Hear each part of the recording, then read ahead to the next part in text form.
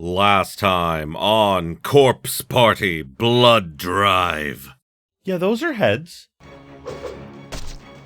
Oh, wait, that can get me there? Say something, Yuka. Oh, no! Oh! Oh, no! I need that to breathe! Oh, Jesus! Did she just eat it? What did you just do? I trapped Sachi within my body.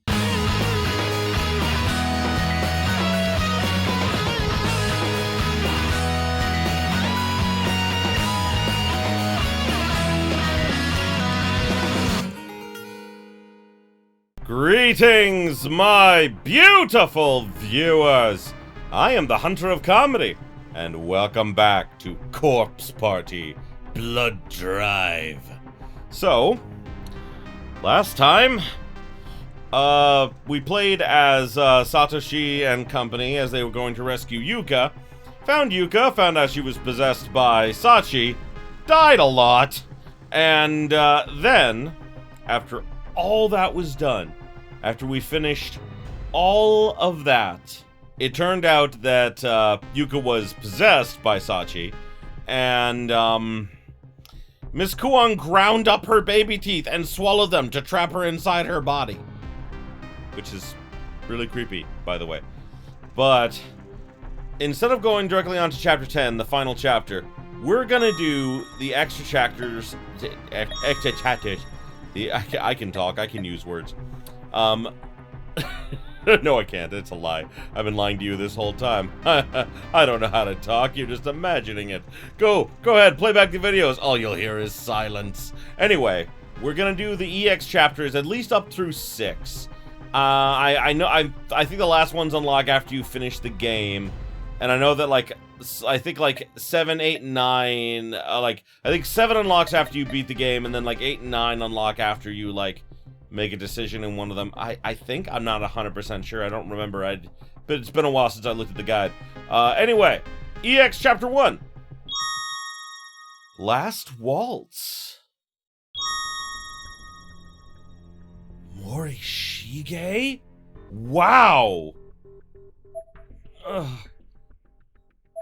So cold. My entire body hurts. That's right, I couldn't move a muscle on my body. It's as if I were paralyzed. I tried to focus my strength into my arms to wake them up, but...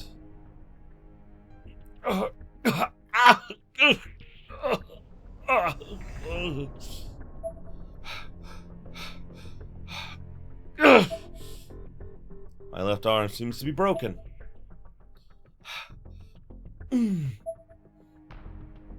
The areas in the most pain are my left arm and the left side of my head. My shoulder seems to have taken the brunt as well. Is this when he threw himself over the banister and that's how we never did officially see how he died. We know he died, but he threw himself over the banister. That's all we really know. I lay on my stomach and turn my neck. One muscle still mobile for me to see an immediate environment full of broken branches and crushed leaves. Oh, looks like I caught on some branches and... oh, that's the laugh. My ribs may be broken as well. What an ungraceful sight I must be. And utterly helpless to boot. I mustn't allow Mayu to see me in such a state. Well, good news. Well, not really good news, but, I was gonna say fortunate, but that's not really accurate either. She's dead, so you don't have to worry about that. There we go. Mayu. Please don't look at me. Stop staring at my insides. Sheik, please.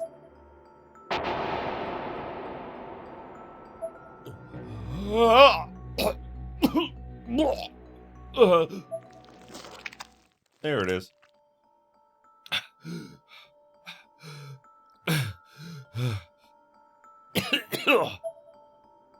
That mournful voice played over my phone so clearly Mayu's. I just couldn't get the sound of it out of my ears. It haunted my every thought and shook me to my core. Sorrow and anger, hatred and remorse. My head was flooded with wave upon wave of emotion.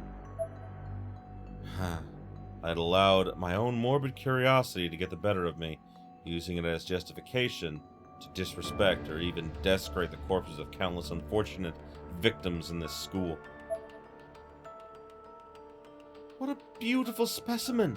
She sparkles so perfectly in the dim light, and is ripe with a red hue that belies the finality of their situation, appearing passionate and alive. And her intestines are so thin and twisted. Are you embarrassed to show me what lies beneath your skin, my nameless angel? I shall preserve this perfection on my phone for all eternity, for you truly are so unsightly, I can't help but gaze upon you. One corpse more than any other caught my eye, however, and this one wasn't just some nameless person I'd never known in my life as I initially assumed. She was a friend, whom I cherished as I would a sister. She was a light that had kept me moving forward in the dark space. She was Mayu Suzumoto, and now she was a stain. Her light had been snuffed, leaving only darkness in my heart.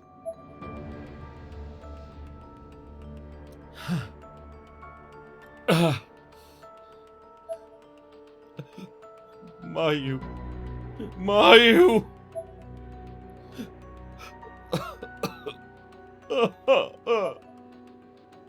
I'm sorry. I'm sorry, Mayu. I was...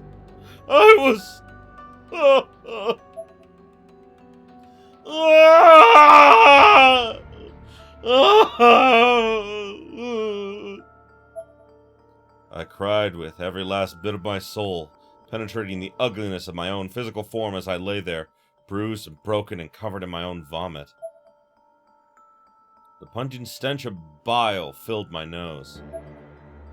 Mayu. The tears kept on streaming.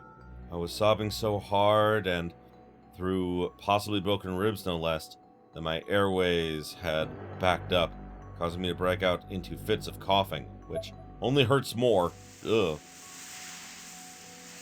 A sudden gust of wind shook the leaves on the trees around me, chilling my body and soul and filling my ears with the sound of rustling leaves. My head hurts. I feel sick. I had to move. I knew if I didn't, I could wither and die here, besmirched by my blood and the contents of my own stomach. I attempted to stand, but the pain was disheartening. Blast it! I balanced myself on my right arm and, with excruciating effort, was able to forcefully climb back to my feet. I put my hand on the nearest tree, using it as a crutch with which to support my weight, as I relearned the mere art of remaining upright under these new physical restrictions. Glancing back toward the school, I noticed a rusty tub next to the wall. It was full of water from the near constant rain.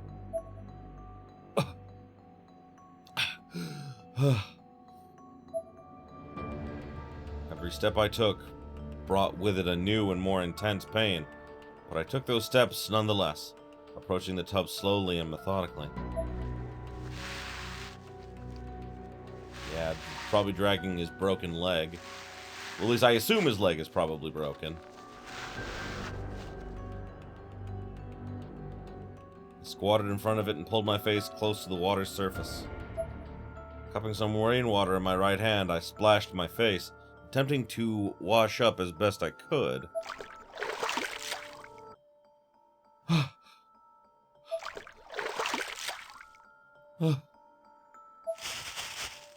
Another gust of wind shook the trees, but this time brought with it a gift, a large plastic bag, which somehow found its way to my foot and got caught thereupon. I stared at it for a time, pondering what paltry favor fate had brought me, but ultimately chose to keep it on my person as I painstakingly made my way back to the school building.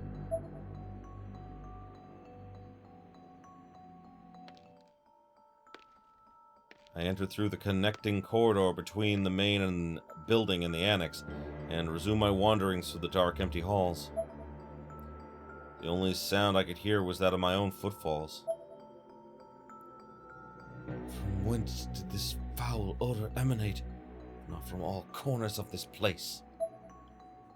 Just how many living, breathing humans remain within its walls? Mochida, Kishiruma, Nakashima, Shinohara, the class rep, Miss Yui, and Mochida's sister. I haven't seen any of them for quite some time now. Have they all perished? Nah, he was trapped there after, everyone else left. It looks like he didn't, die initially. Looks like he didn't die until after they had already left, but everyone, thought he was dead. Am I the sole survivor? It is an unreasonable proposition. Surviving in a place like this requires no small amount of determination. I peered into a random classroom through a broken door. First thing I saw was a hefty stack of corpses, each wearing a sailor-style school uniform. Bodies here as well. I don't recall them from before. Such an odd space this is, void of day and night alike. It's as if time has stopped, though it clearly hasn't. Corpses decompose here as anywhere else, eventually turning to bone. This truly is a wretched place.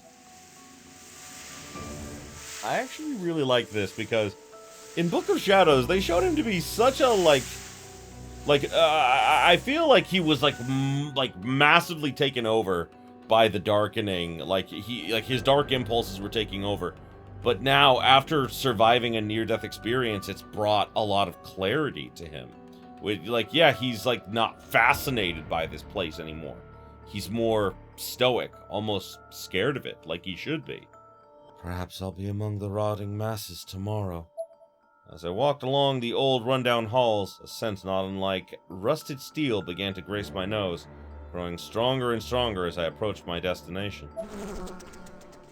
And there I was, the point where the hall formed an S shape. And it was there, an unmatched sight that would turn an ordinary man's stomach.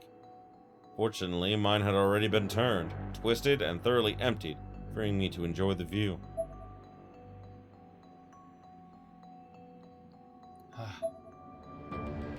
Sorry I'm late. I've come to pick you up, Mayu.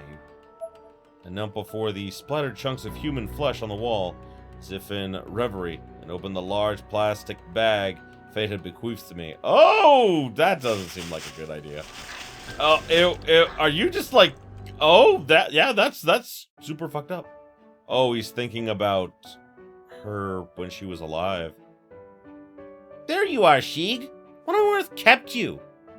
I wasn't the only one waiting, Teach wanted to see you perform too. Like I said earlier, your acting is always so dazzling and full of life, whether I'm standing right next to you or watching from afar. You flatter me. Not at all. I just don't want you to miss your big chance, I'm sure there's a lot of crap to deal with, but, well, I just think there's an equal amount of good that could come of it too. And it wouldn't just be for you, but for those of us who feel energized when they see you act, like me. So come on, let's go. I know you can do it. When I was young, I was highly prone to sickness, which resulted in me spending an inordinate amount of time home alone. My parents were so busy they rarely ever had time for me. So I've learned that when I know my expectations aren't going to be met, I'm better off expecting nothing from the very start. This guiding philosophy made it easier for me to cope with the time I was forced to spend by myself, and ultimately, I came to prefer my own company, willfully locking myself away. Generally, when one's child behaves in such a manner, a responsible parent would exhibit some sign of worry, no? But mine did not. My father is a doctor, so his time at home was always at a premium. And in the rare instances we would talk, he would only ask questions of me, as if I was just another of his patients. To me, he was less of a father and more of a physician. I rarely spoke, and I never smiled, and this terrified my mother, whose interactions with me were always tentative and hesitant, as if she were dealing with some rare disease. This environment shaped me into the person I am, a person distrustful of his own parents. A family member in whom I had full confidence was my grandfather. But after he passed away, I had no one. I withdrew completely until I met Mayu. If I hadn't met her, I may have never known the joys of acting.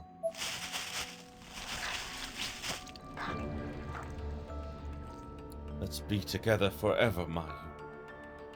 You should be all here now, right? Wait. It's not here. Where could it be? Mayu, your hairpin is missing! Where is it? Where did it go? I frantically searched the immediate area, but I couldn't find it anywhere. Did someone take it? Blast! I'm sorry, Mayu. I know it must be somewhere around here. I'll find it for you, I swear. It gives him a purpose.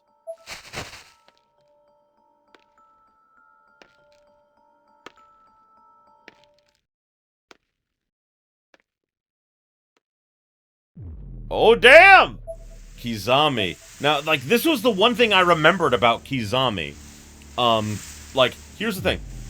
This was my only real, like, memory of Kizami from any of the stuff was this. So, like, going into the other, like, you know, games, all I remembered was this. And I don't think he does anything horrible here. I'm beginning to think I'm the only person still alive in here.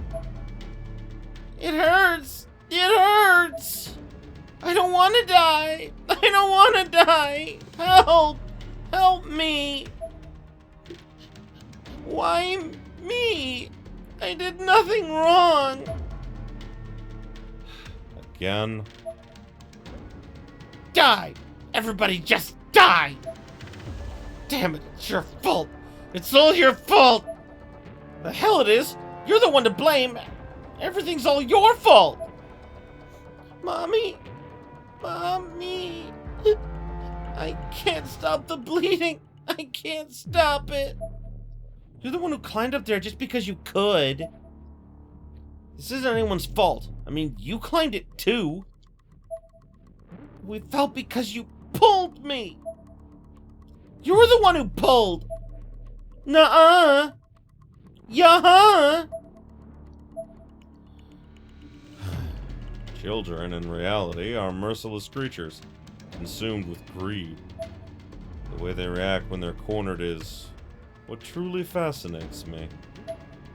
For those who have died and possess no physical body anymore, are nothing more than balls of pure malice and regret, unsightly and best avoided.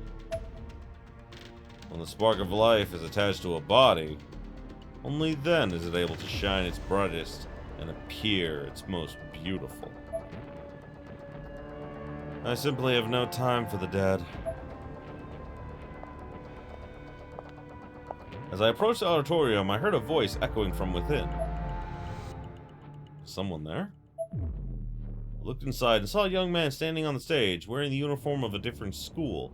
He held a plastic bag in his hand, which seemed to be standing in for a co-star.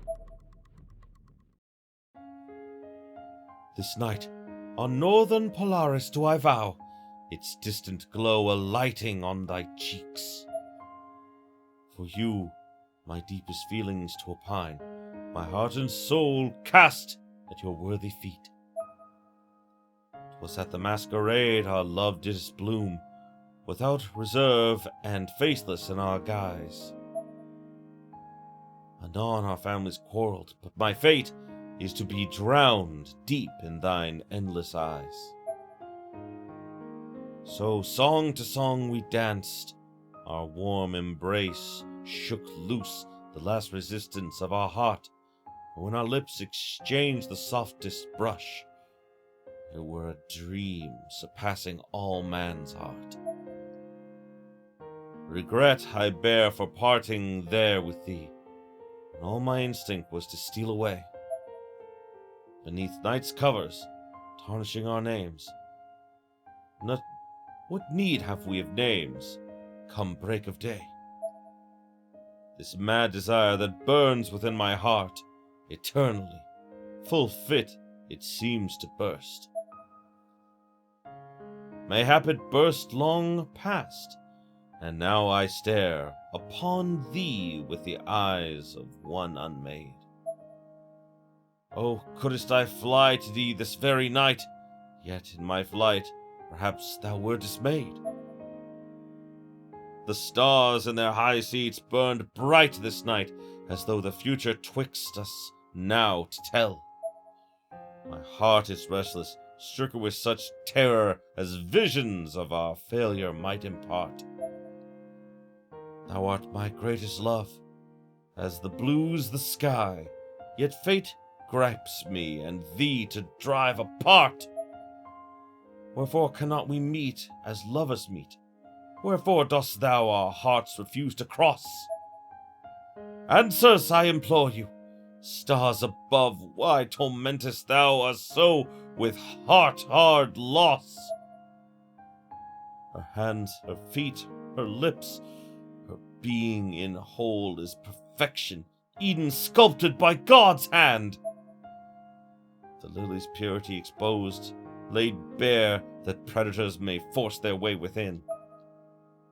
To call myself a guardian to possess another, as my own desire demands, call it sophistry or what thou willst.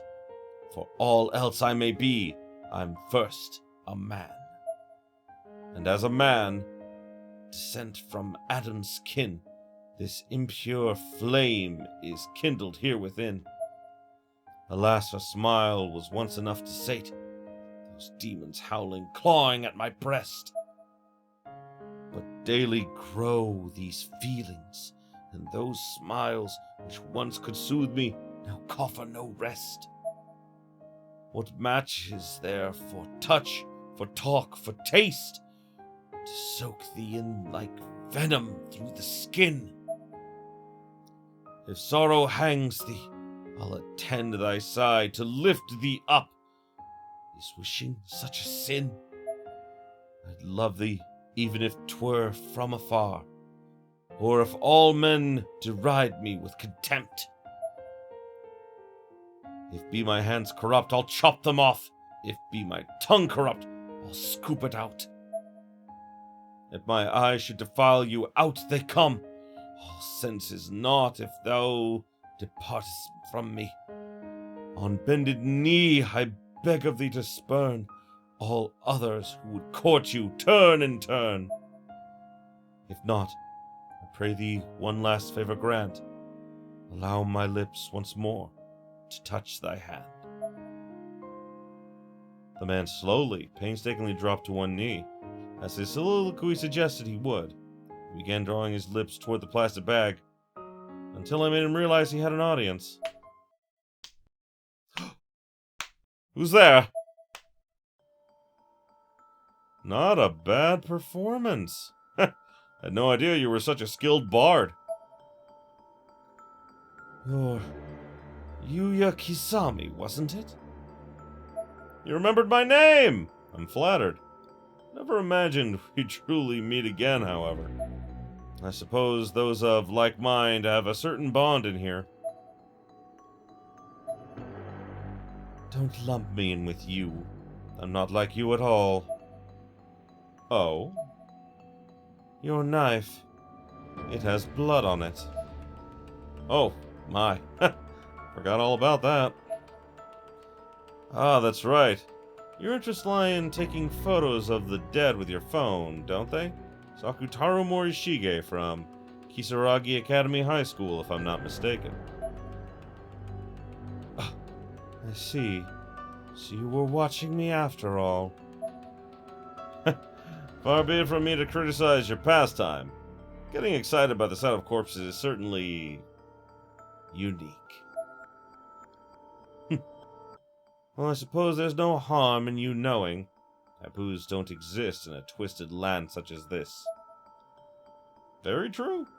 It's up to each of us how best to use the time we have left in here. And you've chosen to run around killing people with yours?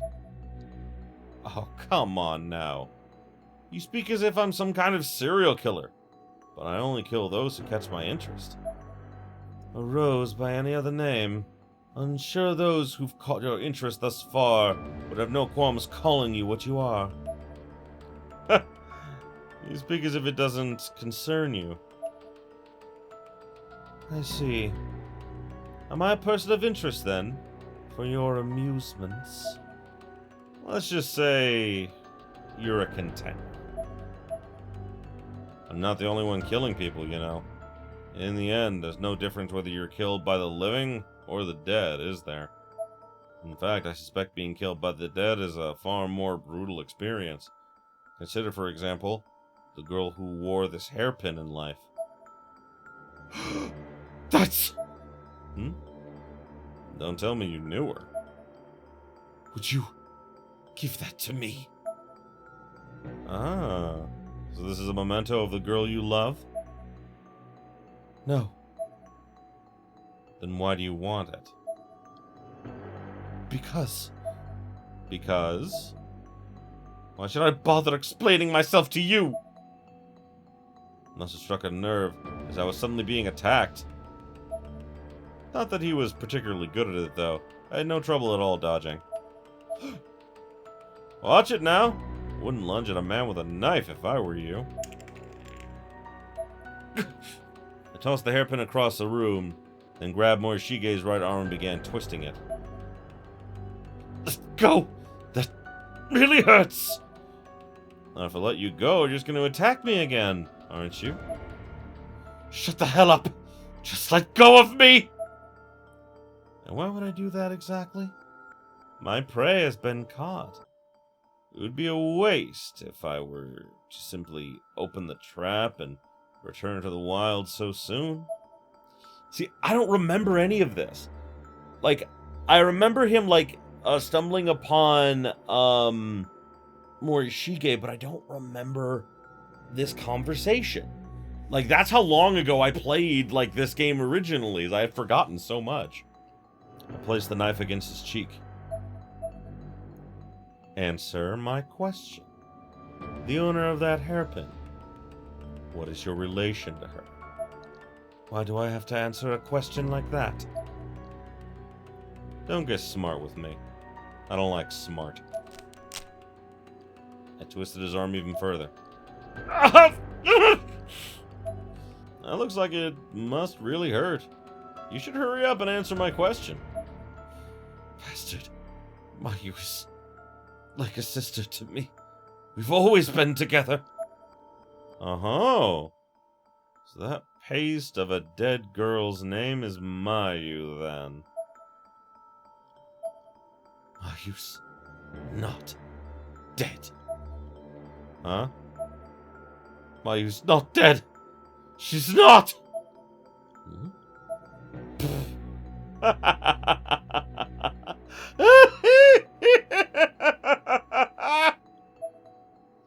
What's so funny? What's so funny? Are you... Are you honestly telling me that girl smeared on the wall isn't dead? One little stab in the gut is usually enough to take someone out, you know. Life is fragile enough even when it's mostly intact. But that's not even recognizably human anymore. How exactly is she not dead? Mayu's alive. I know she is. Sheik. I heard her. From my phone. I heard Mayu's voice. She's alive. Look, she's right here. Are you telling me that bag. I just couldn't find a hairpin. So for that, I'm very grateful. Now, let go! Let go of me! Clearly attempting to ignore the pain in his right arm, Morishige bent and contorted his body until I could no longer hold on to him, eventually shoving me out of his way. Blood streamed from the spot on Morishige's cheek where I had held the knife. Must have dug into his skin a bit during the struggle. With much effort, he stumbled his way over to where Mayu's hairpin had landed. Sheik! Now, I have all of you. Sheik! That's enough! That's enough! I finally found your hairpin. The one you were always wearing. This is absurd. You're just placating yourself, deluding yourself. All you have is a clump of meat you found in the hallway. Did this Mayu ask you to gather her up into a bag? Was that truly what she would have wanted from you? Be quiet. It's just your demented little way of soliciting forgiveness. You weren't able to protect her, so now you're desperately trying to atone for that. Shut your mouth! You weren't there for her in her time of need. You basically just let her die. Morishige was trying to look strong and in control up until now, but his cracks are starting to show. They always do after a time. She probably hated you for it. You are, after all, the man who failed to save her from a gruesome fate. I don't feel that way at all! I ran into some ghostly children just before coming here, and they were saying some rather hostile things.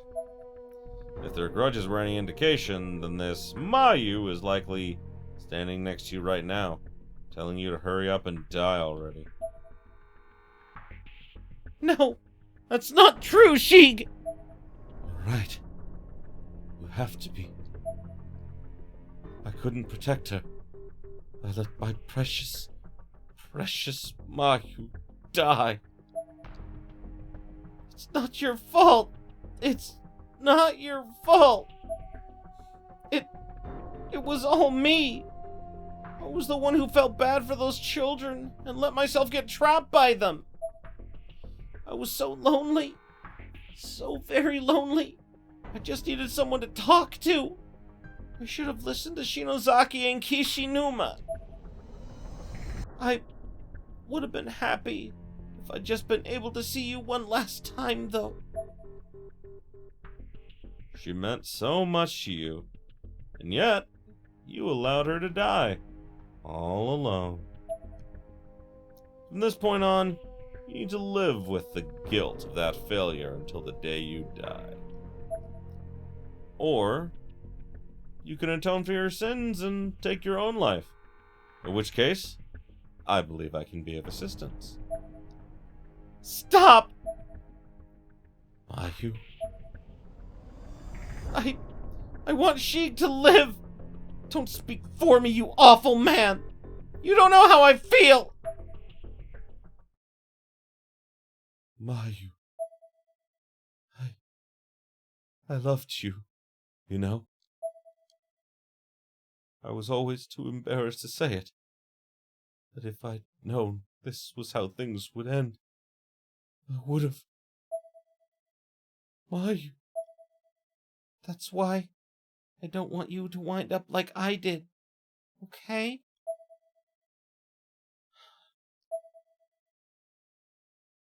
Morishige stared at my knife for a time, and reached out and grabbed it.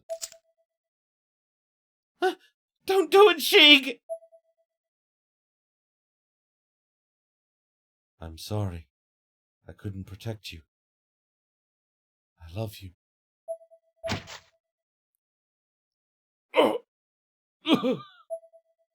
Sheik? And just like that, he stabbed himself in the chest. I don't remember this happening. Like, I don't remember seeing this at all, but then again, I didn't know who Morishige was when I first played this, so to me, he was just a random person who was in love with another random person. Yeah, I knew that, like, you know, like, they were friends of, you know, Shinozaki and everything, but, like, I didn't know much more than that.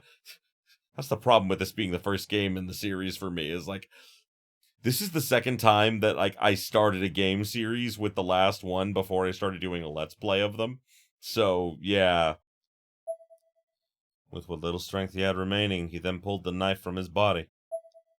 Blood poured from his wound, staining the area around him a deep crimson.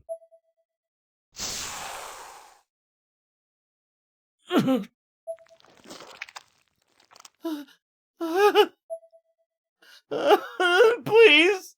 No! No, no, no! You... Let's be together.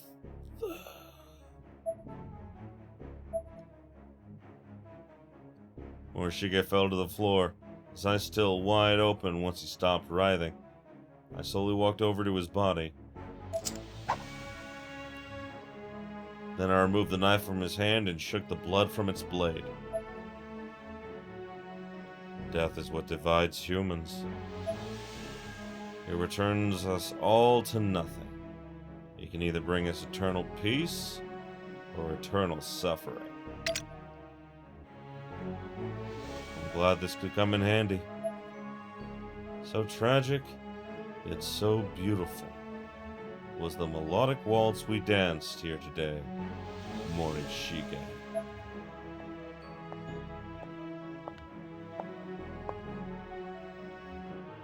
So this must have happened before the end of the first game, because Kizami was still alive. Huh.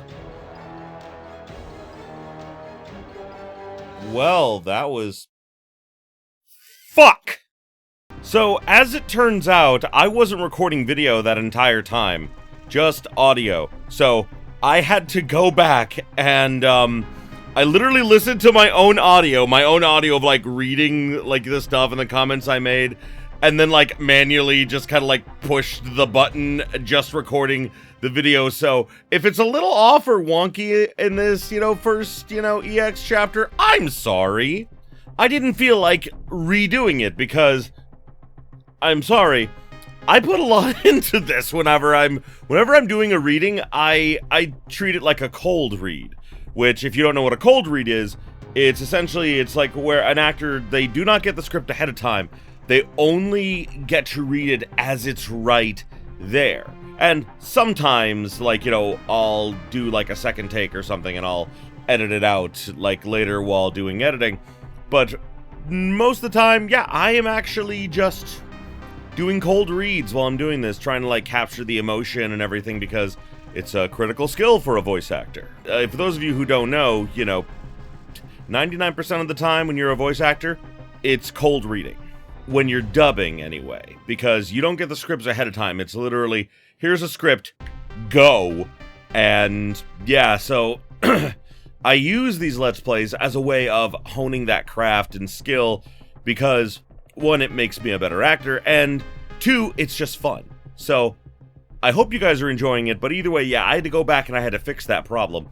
So, now, we are finally moving on to the next EX chapter, which I didn't realize how long these EX chapters were gonna be. This episode may end up being a little longer than usual, because I at least want to get through 3 of them. But we'll see how long it takes. Alrighty, we're moving on to EX Chapter 2 now. Martuba. Oh. It was a few days before Arumi would be released from the hospital. The setting was a dark, palatial chamber. Truly palatial at that, with various paintings and tapestries lining the walls and ornate, vividly hued candelabras dotting the room. Very religious iconography here. Along with a variety of human and animal-shaped objects placed here and there.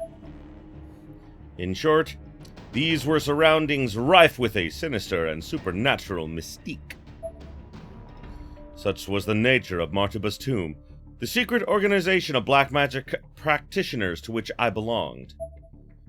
Into this solemn yet stern environs echoed a low, deep female voice.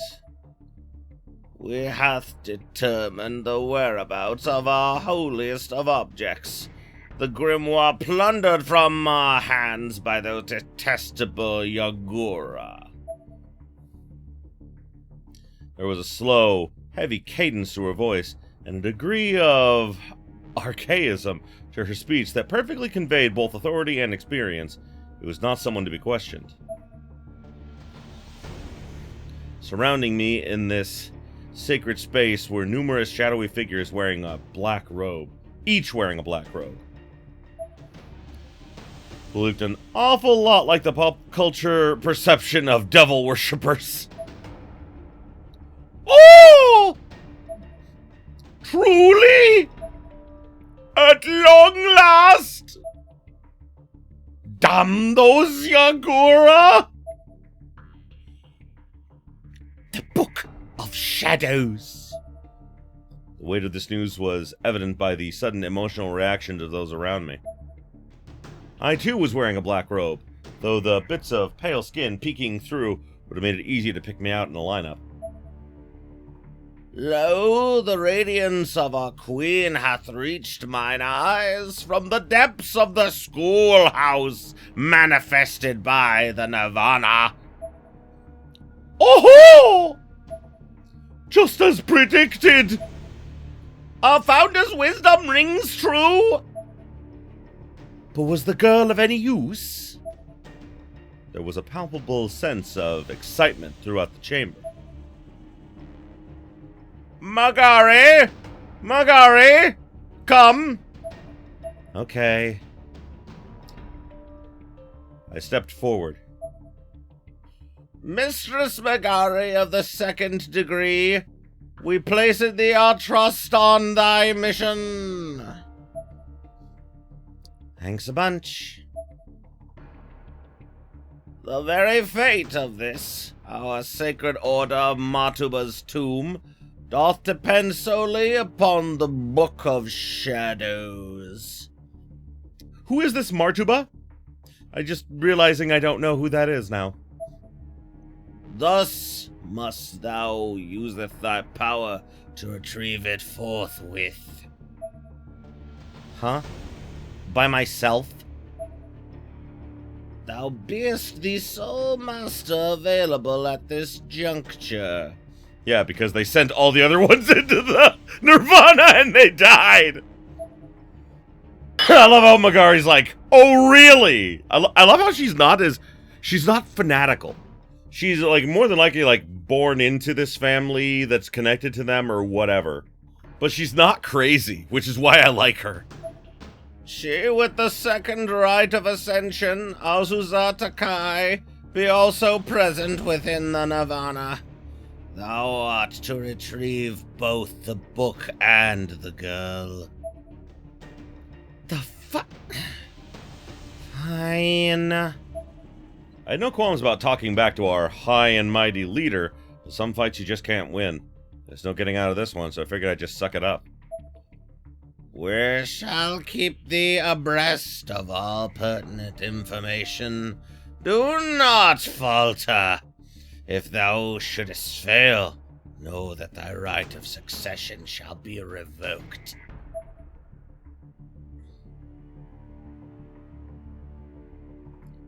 I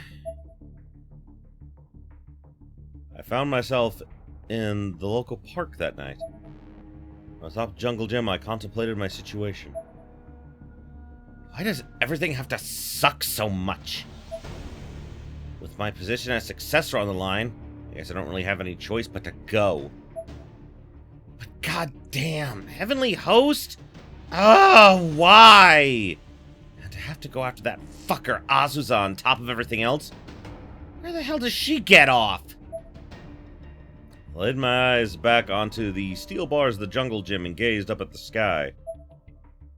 The stars were particularly bright that night. Oh, why the fuck did you have to die on me, Naho Seinoki? No! bitch, scum, shithead. I could almost make out Naho's wry smile in the sky above, as if she'd somehow become a constellation after her passing. I was supposed to be the one to kill you. I felt alone, unchallenged. And then even the Naho constellation died on me, sliced through by a tail of a shooting star in the dark night. Why'd you have to leave me? Aren't I good enough for you? I love how, I'm just so impressed they made Megari such an interesting character. This is, like, the only game she's in, but, like, they gave her, like, a good backstory, and it's well written, and, like, it makes sense. She obviously has a lot of power. We've seen that in the main storyline. And the only person who ever was a challenge to her was Naho. And she found excitement in finally being challenged. And now that challenge is gone, so she's struggling with what to do with her life. Because, I mean, like, when you lose a huge, like, you know, part of your life like that, something that really makes you feel fulfilled, holy shit, it fucks with you, man. Trust me, I know. Fortunately, I was alone no longer. A voice rang out from below me. It was Mizuto. Hey, long time no see! When I turned to look, I saw him standing at the bottom of the jungle gym, waving. Oh wow, she just immediately attacked him. I said nothing in response, instead brandishing my scythe and leaping from my perch in one swift motion, hoping to catch him off guard and lop off his damned head. He was obviously ready for me, however, casually stopping my advance with a 500 yen umbrella without once displaying the slightest surprise or strain on his face. If I had to give him credit for one thing, it would be keeping cool under pressure. His strength is not insubstantial. He had to be struggling to hold me back, but it didn't show. You're also after the Book of Shadows, aren't you, Miss Fourth in Line? So how about we work together until one of us gets it? The scythe and the plastic umbrella's frame scraped against each other, with an ear-splitting shing! I had every intention of killing him right then and there, and I made no effort to hide it. Mizuto, meanwhile, was just smiling back at me, though he had a look in his eyes as well that slightly belied his outwardly nonchalant regard for this battle. His black pupils shone red in the dim light. Finally, we each pushed hard enough that our weapons clashed and deflected one another, putting some distance between us.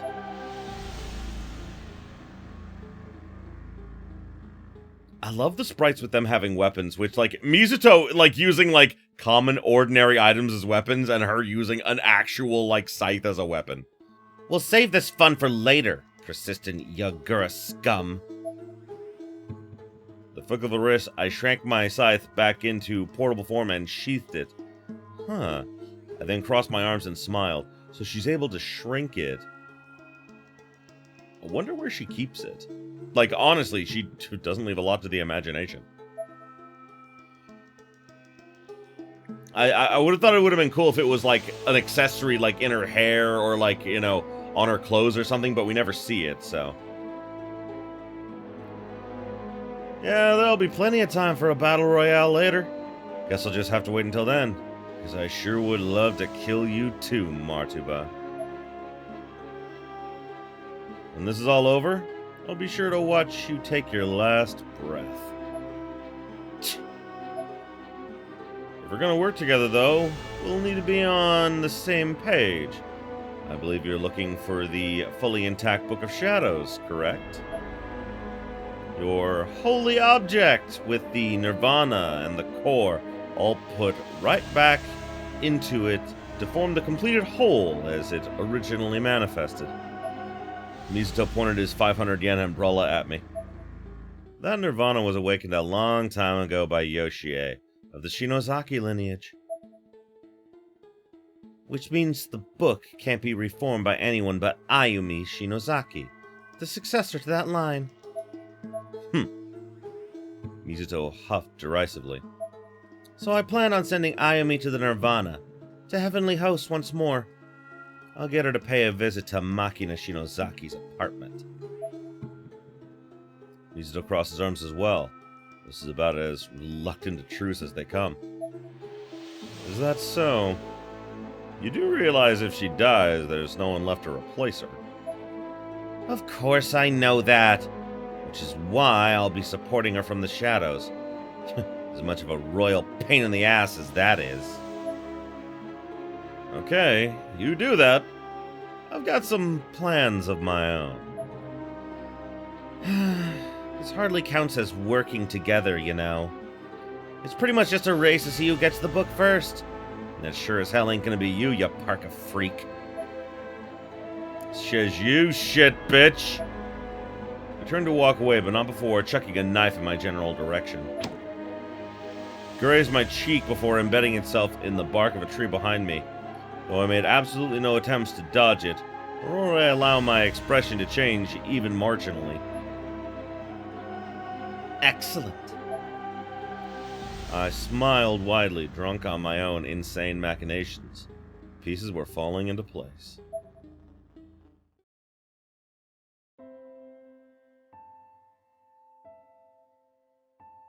Oh, is she getting a massage or something? It looks like it. Much later! Lying on my back in the bathing area, I thoroughly sized up the ever-after stones I'd stolen. Oh, right, so this is after she stole them. All the while, a maid was scrubbing me down to get rid of dead skin cells so I could keep looking pure and lovely. Ouch. The maid just flashed me a smile and continued scrubbing.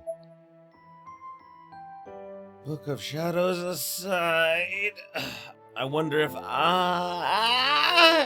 can find Naho and Sayaka's body.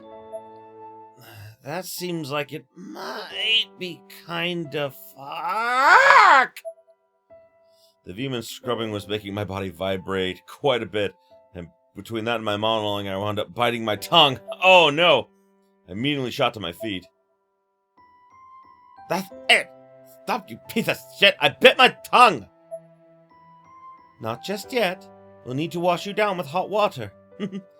I got so much off. You must feel like a new woman. Is my skin squeaky? It is. Prove it. As you wish. Sure enough, when the maid ran a finger over my body, the resistance they found created a sound not unlike that of a freshly cleaned plate. Whoa! Not bad for a scrub. Okay then, all is forgiven.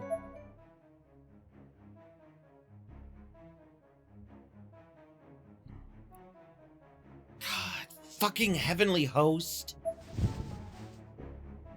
I fell back onto my king-size canopy bed, sprawled out as much as I possibly could. On the floor nearby was a suitcase my butler, Waldo, had prepared for me. Waldo! Oh my god. Just now imagining the, yeah. Where's Waldo? I'm right here, madam. Ah! Madam? Or is it madame? Madame? Waldo was always so courteous and always kept an even tone of voice when addressing me. The preparations have been completed. I turned my head and looked down at the suitcase. Damn it all! God! I slowly peeled myself off the bed, beginning the arduous task of packing for my trip to Heavenly Host. Open and ready for me, the suitcase contained a number of essentials that Waldo had pre-packed on my behalf. This sucks. It's awful. I hate it. There was a canteen, some store-bought sweet buns, a black robe, some candles, matches, a knife, and a few other assorted survival items. This sucks. It's awful. I hate it. Madame, I've also prepared for you some cosmetic water and liquid foundation, along with milk lotion if it's needed. He had 2 large bottles in his hand. I hate it. Of course.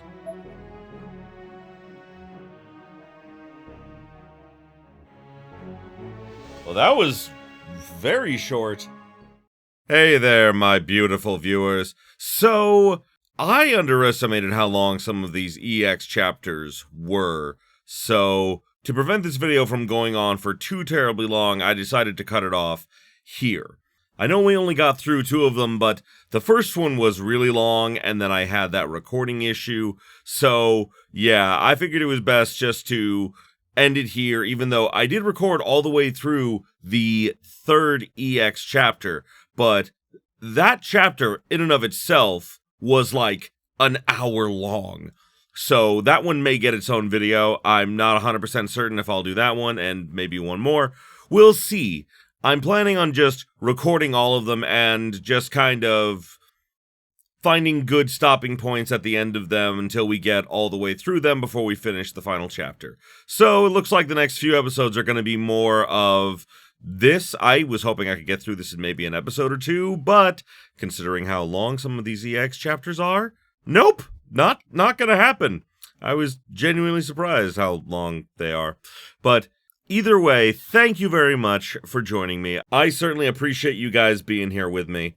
And next time we're gonna move on to more EX chapters. So until then, you guys know what to do. Like, comment, subscribe it if you're not already. Ring the bell for all them notifications. And until next time, have yourselves a beautiful day, my beautiful, beautiful viewers. Hey there, if you enjoyed this video, why don't you consider subscribing to my Patreon so I can keep making awesome videos like the one you just saw. The link will be in the description below, and as always, have yourselves a beautiful, beautiful day.